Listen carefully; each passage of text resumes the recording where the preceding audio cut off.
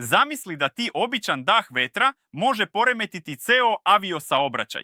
Upravo to se dešava u Litvaniji, ali ne zato što je priroda poludela, već zato što iz Belorusije stižu ogromni baloni. Da, baloni, samo što ovi ne nose helijum za rođendane, već kutije pune krijumčarenih cigareta.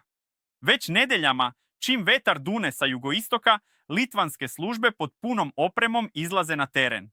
Baloni se lansiraju noću, ciljaju gotovo direktno na glavni aerodrom u Vilniusu i već su 15 puta zatvorili vazdušni prostor, ostavljajući hiljade putnika zaglavljene i aviokompanije u panici.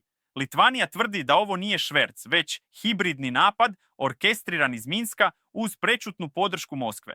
I dok Belorusija sve to naziva glupostima, obrasci lansiranja, preciznost i tajming govore drugačije.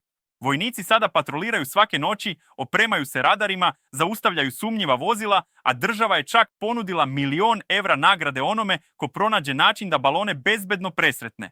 Za sada najbolja odbrana, ironično, ostaje samo promjena vetra. Putnici osluškuju prognozu kao da je najnoviji triler, aviokompanije gube milione, a političari upozoravaju ovo možda deluje komično, ali testira granice NATO-a i strpljenje Europe.